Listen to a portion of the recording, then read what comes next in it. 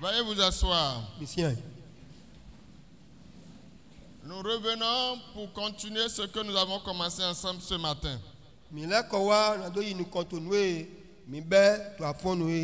C'est à nous qui avons cru à l'évangile de Jésus-Christ, c'est à nous que Dieu a donné son esprit.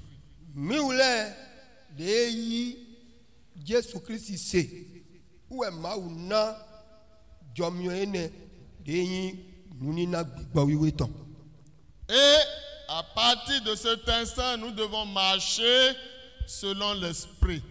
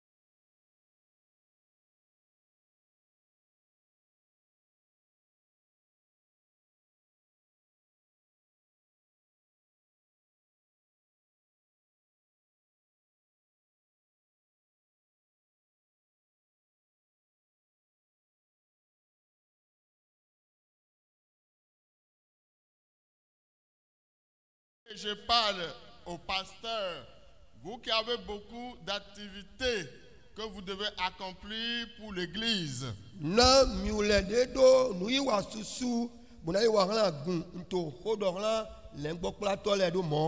Sollicitez l'aide du Saint-Esprit. Il n'a pas de limite.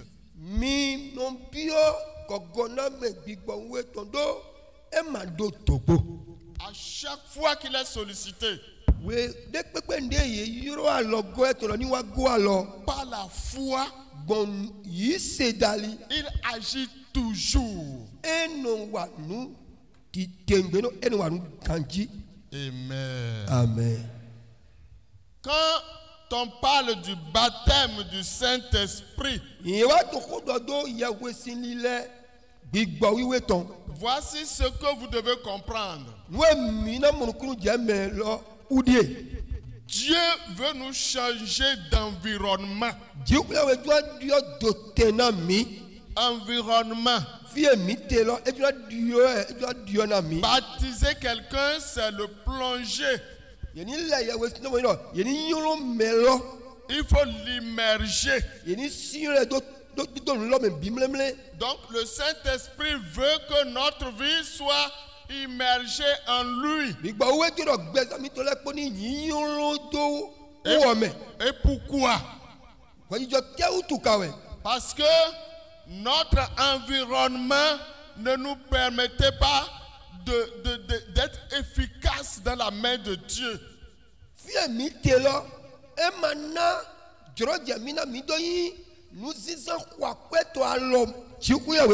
Par le baptême du Saint-Esprit,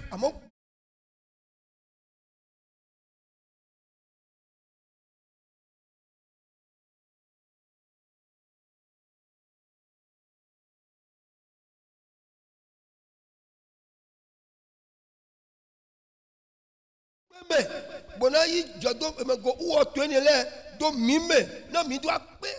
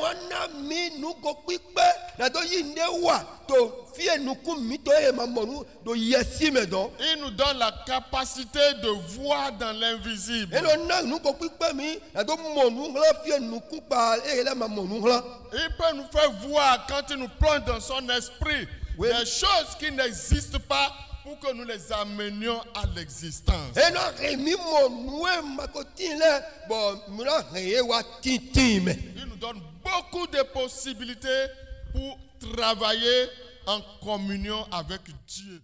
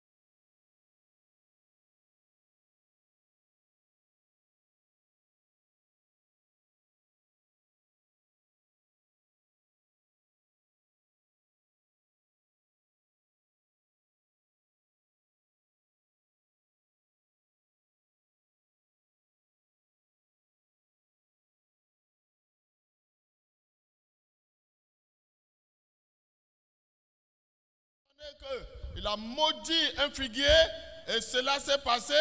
Les gens disent, mais franchement, Seigneur, tu as parlé hier, mais la chose s'est passée. Hein? Comment cela s'est passé?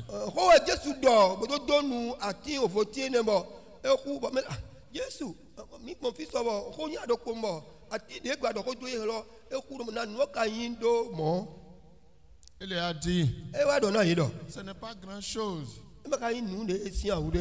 Croyez. Dis-nous, maintenant même.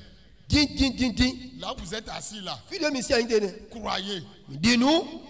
Et deuxième partie, vous n'avez rien à faire, mais vous le verrez.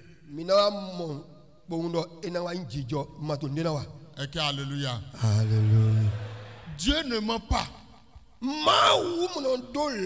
Quand il dit là, c'est fait.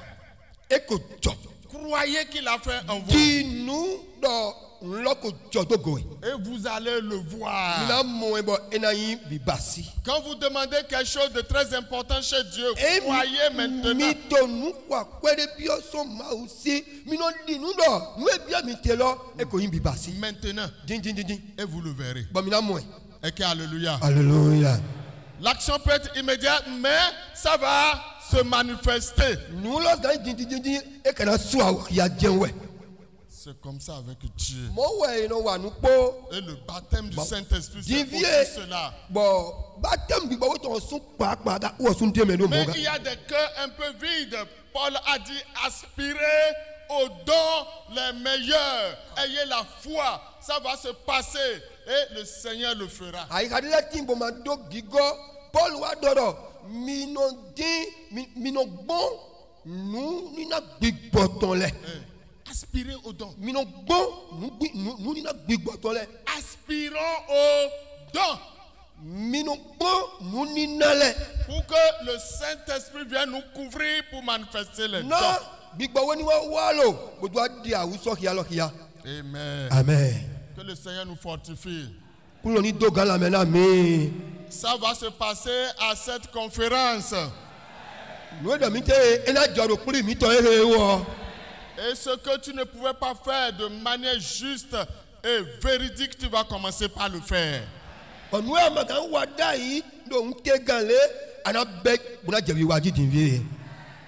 aussi, on a failli faire cette erreur. On multiplie les jeûnes. On multiplie les prières. À un moment donné, on dit Seigneur, franchement, c'est comme si tu ne veux rien faire pour moi. Et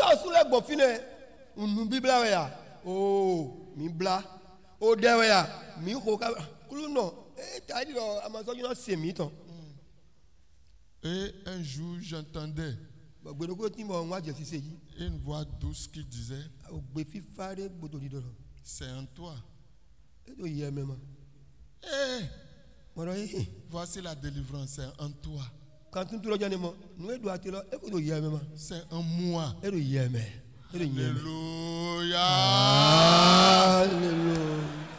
C'est comme ça que j'ai commencé par expérimenter les dons du Saint-Esprit.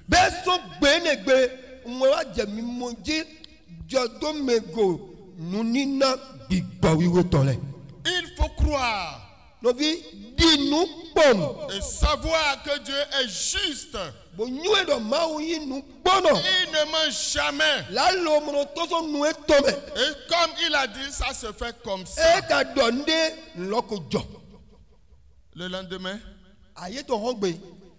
ce que j'ai fait, t'ai invité quelque part. Et quand je rentre souvent, je dis souvent, le Saint-Esprit, moi je n'ai pas de force, je ne peux rien faire. J'ai préparé le message que je dois donner. Si tu as meilleur que ce que j'ai préparé, je suis disposé. Amen. Amen. Je suis disposé à t'entendre, à t'écouter et à faire ce que tu veux.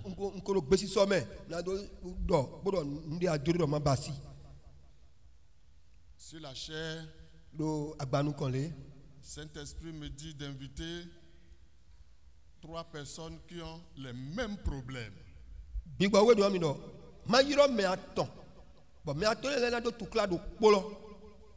Pour moi, ce n'est pas facile. Et je vais dire maintenant. Et rien ne va se passer.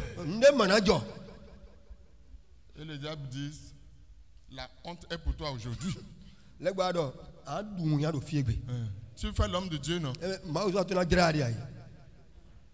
Je dis, Seigneur, je suis mélangé. Mais la première voix que j'ai entendue là, c'est ça que je vais utiliser. Et quand ils sont venus, 2 hommes et une femme, vous avez tel problème. Et je dis, aujourd'hui, ce n'est pas moi, mais le Saint-Esprit vous délivre. gbigbo we ko tu kanami. Ils sont tous allés à terre. Nous endo ene pon, ye ma tole ko jai. J'ai baissé la tête. Bondo kodo. Et dit Seigneur, je comprends. Bondo ma mon ku je logo. C'est déjà là. E ko lo file do mi me. Le courage de l'exercer.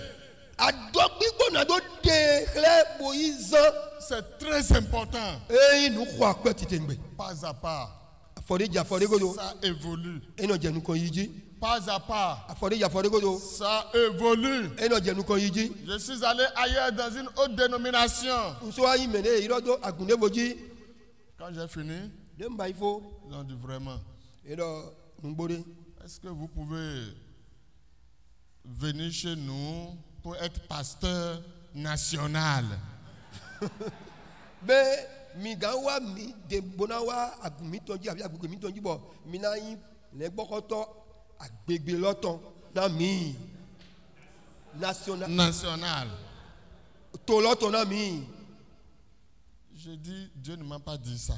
mo wa dura yin do jiwe we ma do ho mo kono kun yin po Je peux vous, à chaque fois que je suis disponible, je peux venir. we de ku nde mo duro je bo mi ro mi ngawa Mais devenir votre pasteur national, bo na yin le gbokoto to mi tonton je n'ai pas entendu cette voix. gbe mo koton de ma tro ma u de bo wa na mi Ils ont dit, vous avez beaucoup d'avantages. J'ai dit, non, ce n'est même pas question d'avantages. oh le gbokoto mi do duro je Alléluia. susu mi de mo o da yo ko la ma duro je ho Ok, alléluia. Alléluia. À partir de ce moment-là, la foi dans les dons a commencé par prendre de l'ampleur. Je ne suis pas encore arrivé au lieu où je veux arriver.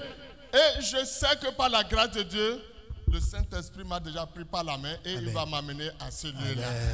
Bon, when nous ouais obele et que yin awuso am jina nunina mauton alopa wa ja awuso yaji bo nuendo zande di kuluna mi je fide ekpla mi je yi Fais comme ça. baile Esprit de Dieu, do gbigbo jikuya weton saisis ma main.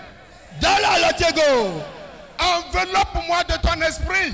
gomina kukulo towe diko towe Amène-moi au lieu que tu désires. plami do tende me adro Au nom de Jésus, prie le Seigneur. do nyiko jesu kodero mo Saisis la main de chaque main. Saisis chaque main. Saisis chaque main. Amène chaque main au lieu que tu as déjà préparé avant la naissance. Au nom puissant de Jésus, fais-le maintenant par ta grâce. Que l'Esprit de Dieu vous saisisse. Que la puissance de Dieu vous saisisse. Et que vous alliez au lieu que Dieu a déjà préparé à l'avance pour vous. Au nom de Jésus. Esprit de Dieu, saisis chaque main, saisis chaque main à partir de ce jour. Au nom de Jésus.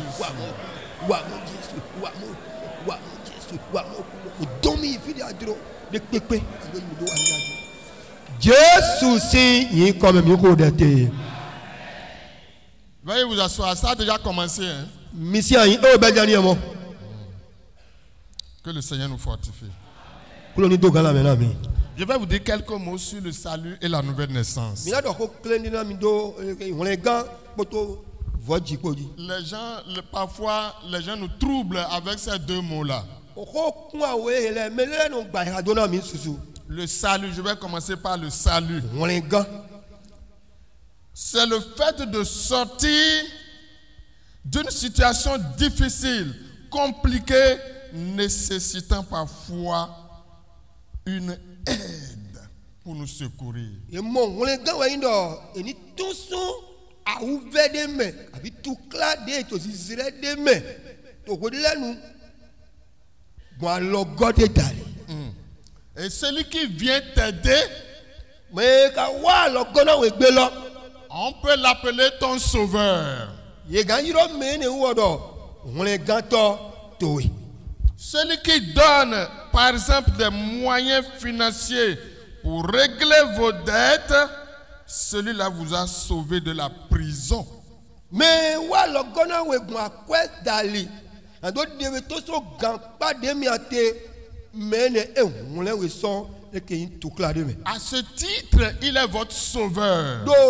Do tene me e ga tsu yin do wole kan to to we yin. Celui qui vous aide Mais golonomi à échapper des mains de ceux qui veulent vous assassiner, c'est votre sauveur à ce titre. mais golonomi bodo yi mi so me jina hu mi ganu se me ne wo wole gato mi ton yin. Le mot salut couvre Kogo wole ga une bonne partie de la vie d'un homme. et puis akpa ko susuto bezon betoto me. Surtout quand il s'agit de ce mot dans la Bible. Do no taji ino ito kore wole ga ko do bon bibeli ton dal. Ça peut signifier délivrance, E ga yiro do kan tutu guérison, azore gbo. sécurité. Me de renje diro koko me dijoko me. Il faut comprendre qu'il y a trois aspects dans Oui. la Bible concernant le salut. Mini nyuero to bibeli me o nu don vo wa ton we kogo elo Le passé, so de wa yi le présent egbe et l'avenir. so de ja. Quand on parle du salut, ces trois aspects sont touchés dans la Bible. Ye do wole ga ko to bibeli me nu don vo wa ton ke so egbe po so de ja po ahon kan to le eto wole ga me. Le premier aspect, le passé. Titan o so de wa yi. Quand nous regardons notre vie dans le passé, Ye bon gbesa mi ton do o so de wa yi. nous qui étions coupables Mi ule de yi me de ye gbedo. et que nous sommes condamnés vis-à-vis de la loi de Dieu, Ye gahwe na mi do bon o se ma u ton dali. le péché nous a amenés à offenser Dieu. Nyina do e mi bo mi je se ma u ton me. Et vous savez Bo mi ka nyue que Jésus devait payer un prix pour que ce passé-là soit nettoyé. Jesu do na swa ode na o so ene wo si ko e ndo tonu ko eji. Afin que nous soyons, quand nous regardons, quand l'ennemi va doiter, ah, c'est un criminel, c'est un voleur, c'est un tueur, c'est un sorcier, pour que le sang de Jésus réponde pour ce que nous avions fait hier. Amen. Wenu na eto mo bo ken to ka wa mo ajoto we me huto we agaleto we tololo ohun Jesu na so o e ma se yin me mo ko no ba. Amen. Amen. Et il y a beaucoup de passages dans la Bible qui attestent cela. Bon, we kan ya susu we fo susu ka do bibeli me bo de kun na ko do mi te ile. Vous pouvez lire Colossiens chapitre 2 à la maison, Colossiens chapitre 2, les versets 13 à 15. Kolosin tawe afo ton we aton je foton mi ja ho be mi kia. Les actes que nous avions posés, qui nous condamnaient, c'est déjà rédigé pour nous. C'est déjà rédigé et c'est là contre nous. Mais quand Jésus est venu avec son sang, il a payé le prix et tout cela banni. Amen. O wae mi ko hu sole. Zonile mi ko zu sole ko mi do sole ko yo wole do we mademe. Jagodo mi do nu mi do sin le ni. Amo Jesu si o hun e wa sunsun yi me ko se. Hallelujah. Alléluia. Et c'est pour cela que Paul peut dire dans 1 Timothée 1, 12 à 17, il dit, moi là, j'étais le premier des pécheurs. Donc Paul quand do to titan ta titan afa do we awe je foton ko do nye wayi nyina do no titan nu kon konton. Il dit, je ne méritais pas de vivre. Madjekana do no gbe. Parce que je persécutais l'église. Do no sota agun ti ko ya weton. Un voyou qui faisait du désordre. Nous brabra wato voyou de no wa nu gbigbele. Mais la grâce de Dieu àmọ́ fẹ́nu máa tó jọmọ máa tó. M'a racheté. Gọmi yìí. Et je suis devenu son serviteur. Bon lẹ́sọ̀ lìzọ̀ yìí tẹ́ tọ̀. Lisez ces passages. Vous pouvez noter 1 Timothée 1, 12 à 17. À la maison, hein? 2 Corinthiens 2, 15. Il y a beaucoup d'autres passages. Donc le sang de Jésus est allé dans notre passé pour nous laver là-bas, parce que l'ennemi n'aura plus rien à dire pour que sa bouche soit fermée.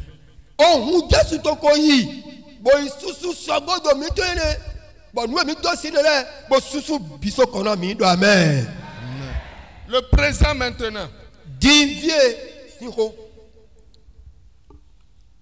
Pour le présent, Dieu nous a rendus capables, parce qu'il nous a pardonné, de vivre une vie sans péché.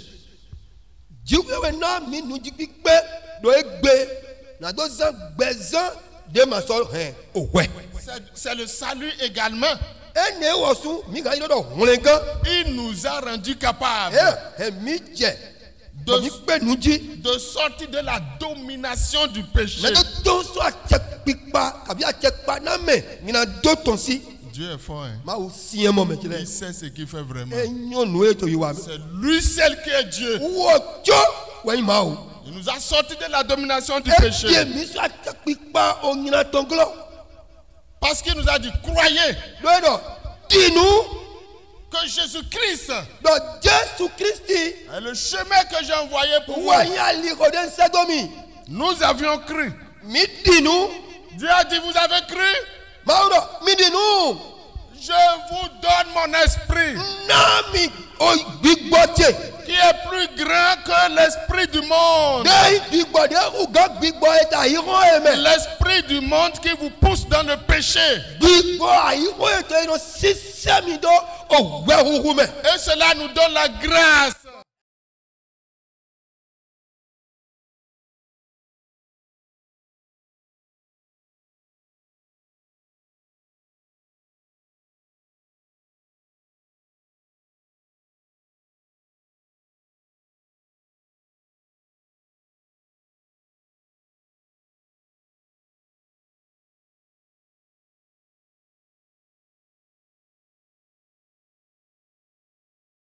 Plus nous soumettre à ses désirs.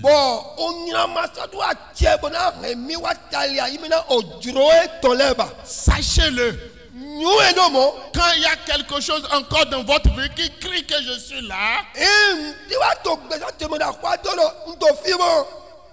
dis-lui, je suis au-dessus de toi. Amen. C'est moi qui domine avec le Seigneur. Et c'est ce que Romains dit. Romains 6, 14. Il dit, ainsi le péché n'aura plus de pouvoir sur vous. Dans le présent, nous sommes sauvés. Amen. Amen. Qu'est-ce que Dieu a fait alors? Il a opéré quelque chose intérieurement dans notre vie.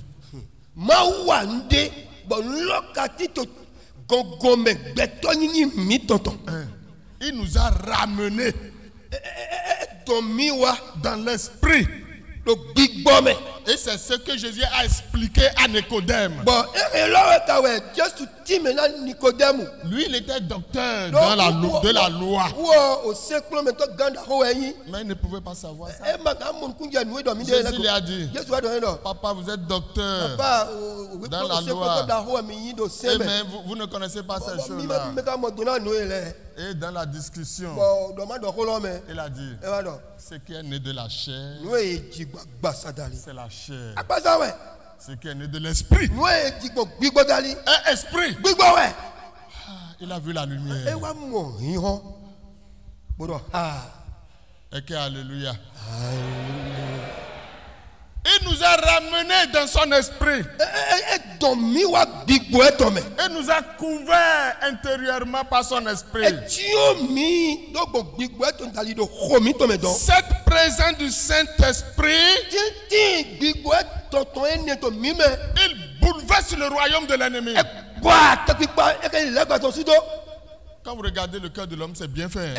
Mi po aika betaton ye bayi gandi. Il entre dedans Eno bieme. parce que vous l'avez accepté. Do mi yi se utu. Et dis-toi, qu'est-ce qu'il cherche ici? Eno ye ndeje do fi. Orgueil. Go yi. Va-t'en.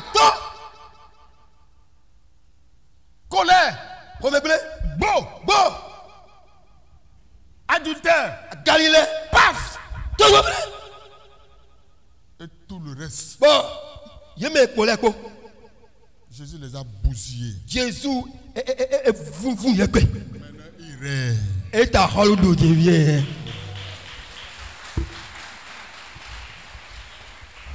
Et vous-même, Mille osu. tu es prêt maintenant à vomir ces choses-là. Ado dro je ti mona suru ye koingbe. Et dis bye bye. Bonado, o dabolo. C'est fini. Efo. N'est-ce pas la repentance, Mais là, mais yere we kan yo do lenvojo. la conversion Idio. et une nouvelle vie commence. Ogbe yoyo de no wa be.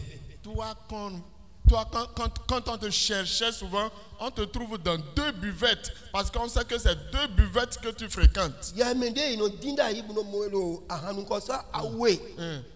La première buvette, vas-y voir. Yeyi ahanu kosa titan enamo. Enamo oui. Hein? Vas-y voir. Le nom de la buvette, c'est vas-y voir. Aha, o ahanu kosa la titan we no. Ibo Et iko. bon. Iko donné. Si on ne te voit pas dans vas-y voir, Ina ye mamo eto ibo iko. Si kosa on va te trouver dans la deuxième buvette, le Vatican. le Vatican. Le Vatican. Neimo. Hein? Il y a des buvettes comme ça, le Vatican. Tu ne connais pas le Vatican? Ahanu kosa de Vatican. Mayo ti meto. Le jour où j'ai regardé ça, j'allais et j'ai vu Vatican. buvette, Vatican. J'ai dit non, ça c'est un nom qui doit rester sur la buvette, la Vatican. Niko eno no ahanu kosa we Vatican. Tu as vu? Vatican, c'est bon. Vatican enyo.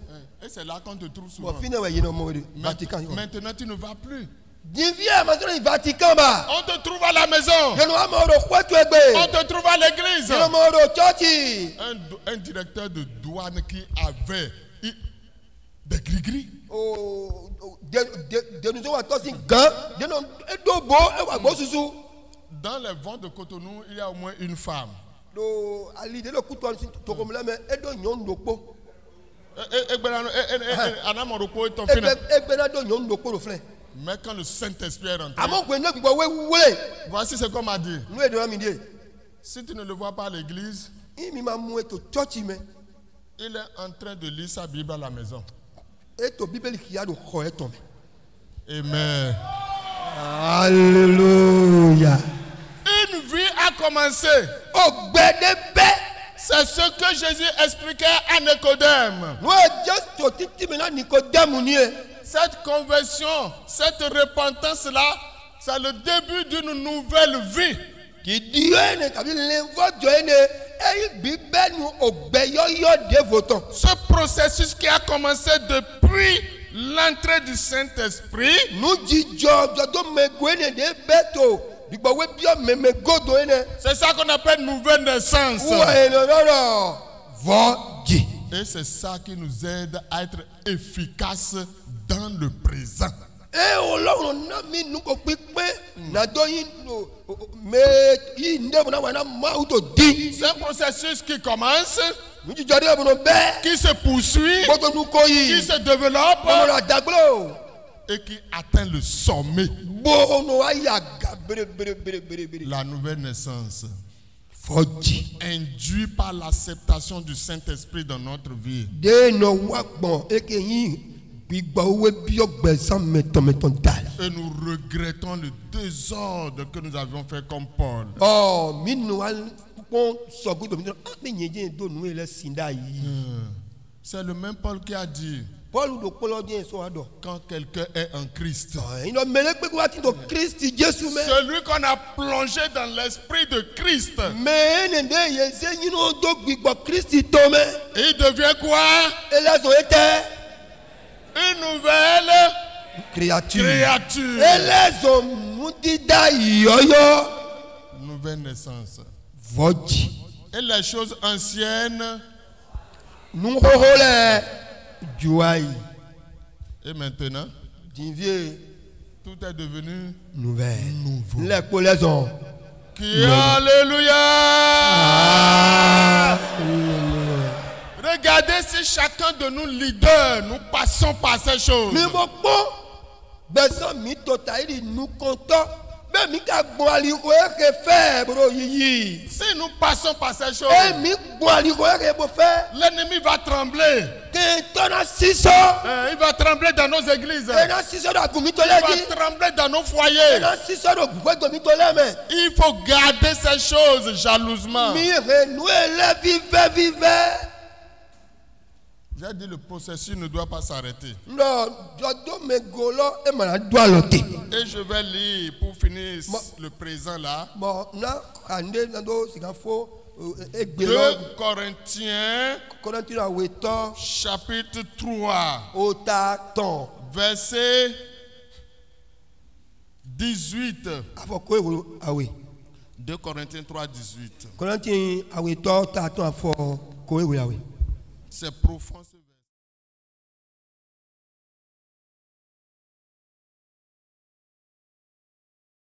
Dont le visage découvert reflète la gloire du Seigneur. Nous sommes transformés en la même image.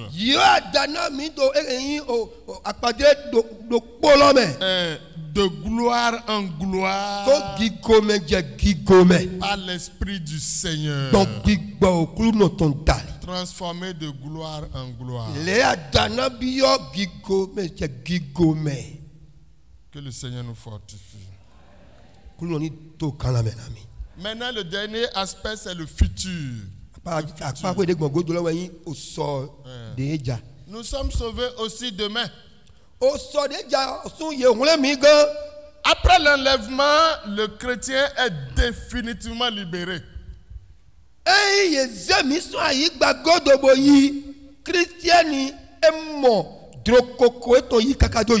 Plus de souffrance.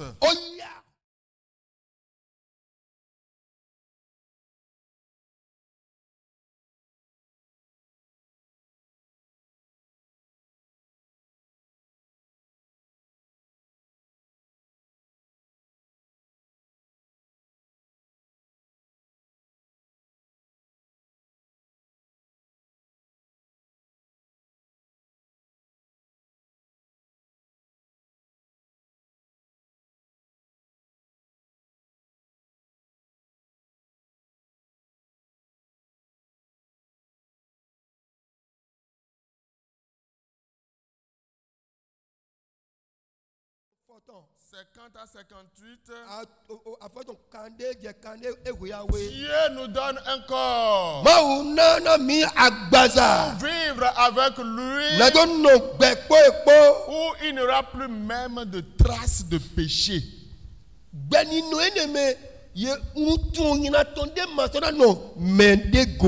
Et la question sera posée à la mort et à l'autre qui produit la mort.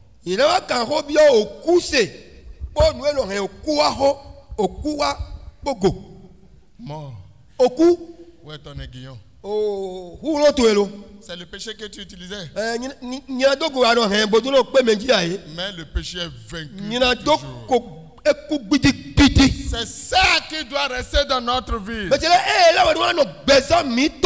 Le salut est une grâce de Dieu pour nous.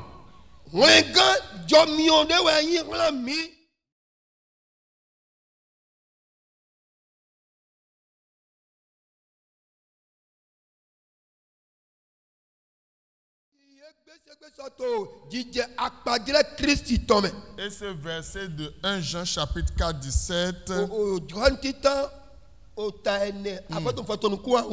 il dit: tel il est, t'es là. tel nous sommes. Moi, je suis te Oh père. Dieu, que ton nom soit béni éternellement. Uno gigo na yinkoto ni didora kaka do. Voilà le salut, voilà la nouvelle naissance. Mais tu l'as nous et là.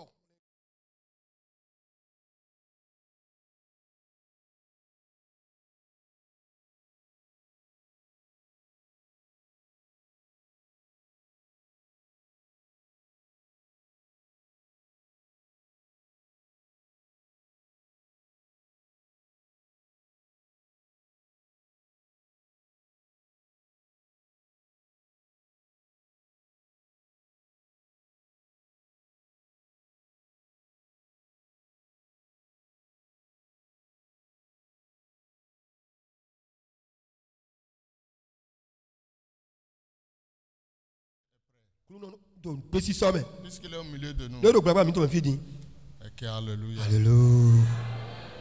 Praise the living God. Que Dieu vous bénisse et vous fortifie.